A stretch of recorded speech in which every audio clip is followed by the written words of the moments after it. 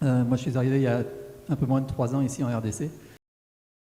C'est la première fois que je venais en Afrique, donc j'ai tout découvert assez violemment. Et ce qui m'a choqué quand je suis arrivé, c'est que de voir que des bâtiments neufs en construction s'écroulaient avant d'être terminés. Et ça m'a choqué profondément, d'autant que j'ai travaillé pendant 20 ans à Bureau Veritas en France et que j'ai jamais vu ça arriver. Donc ça m'a choqué, du coup je me suis dit, mais pourquoi il se passe ça en fait?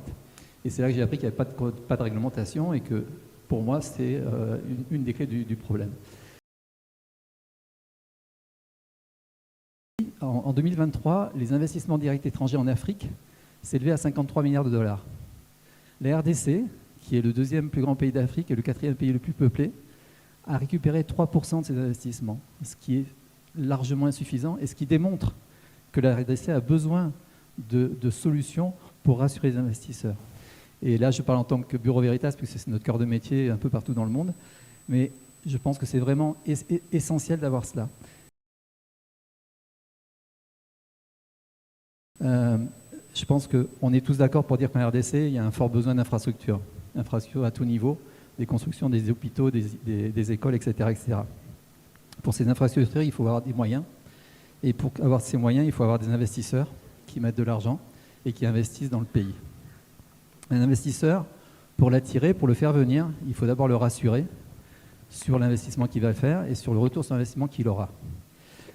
Pour le rassurer, il y a une solution très pragmatique, très simple, qui consiste à mettre en place une réglementation qui va obliger les constructeurs à respecter des règles qui vont assurer la solidité et la maintenance des bâtiments qu'on va construire. Le financement de ces contrôles réglementaires, ils sont portés par les investisseurs. Et les investisseurs le payent volontiers parce que ça les rassure sur la qualité de l'investissement qu'ils font.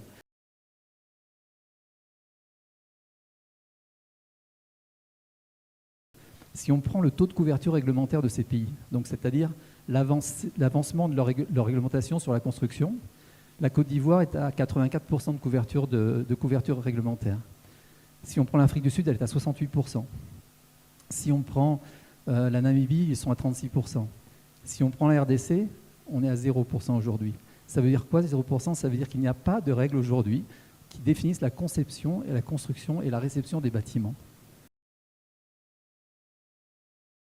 Donc j'ai rencontré, pendant 2 ans, j'ai rencontré le président de l'ordre des architectes, j'ai rencontré le président de l'ordre des ingénieurs civils, j'ai rencontré l'OCC, j'ai rencontré le directeur général du BTC, j'ai rencontré le directeur général de l'ARCA, l'autorisation de régulation des assurances.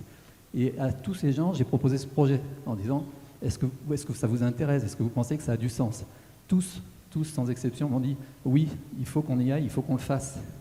Après, j'ai rencontré M. Bemanissa dans le cadre de l'Expo Béton l'an dernier, qui lui aussi m'a dit c'est un projet intéressant, on a besoin de ça en RDC.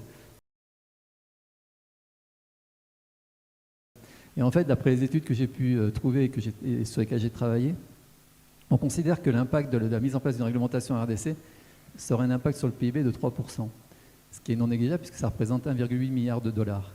Alors cet impact, il se traduit essentiellement par d'abord la création d'emplois.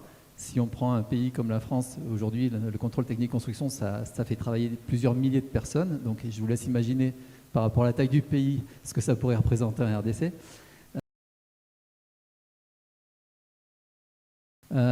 Nous travaillons avec le club BTP et nous sommes en train d'essayer de créer un draft de loi, en fait, inspiré de ce qui existe. Hein, c'est pas la peine de réinventer la roue.